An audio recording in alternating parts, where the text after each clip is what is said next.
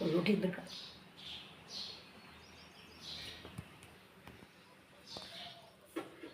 Hello friends, આજે આપણે મેથી પાપડનું શાક બનાવીએ।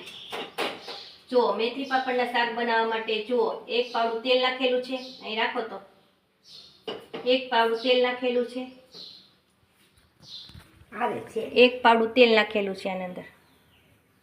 પછી આ કાંદા, ટમેટા, લસણ ને લીલા મરચાં કાપેલા છે। તેલ ગરમ થાય એટલે એમાં નાખી દેવાના।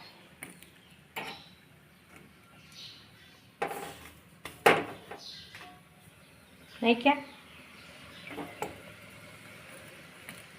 થોડા કાંદા ટમેટાની હું અડદની દાળ વઘારવી છે એના માટે રાખેલા છે અત્યારે મેથી પાપડનું શાક બનાવવા માટે। આ જો પાપડ શેકાઈ ગયો છે,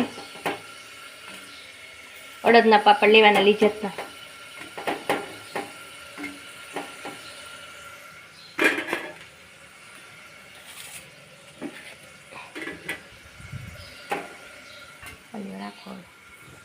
હવે બધો મસાલો નાખવાનો છે, મીઠું, મરચું સ્વાદ પ્રમાણે એડ કરવાનું।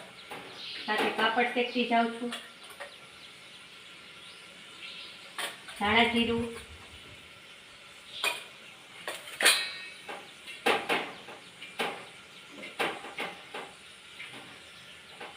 પાપડ બી શેકાઈ ગયા છે। મીઠું, મરચું, ધાણા જીરું, હળદર બધો મસાલો નાખેલો છે।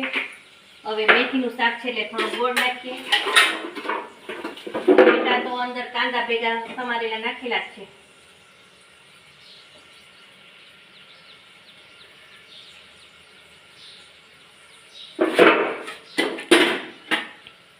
ચાલો બધો મસાલો નાખી દીધો।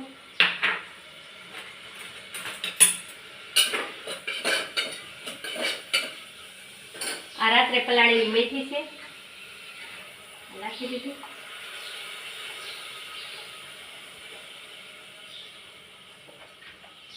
અડધો વાટકો જેટલું પાણી નાખવાનું। અડધો વાટકો જેટલું પાણી નાખી અને એક સીટી મારવાની।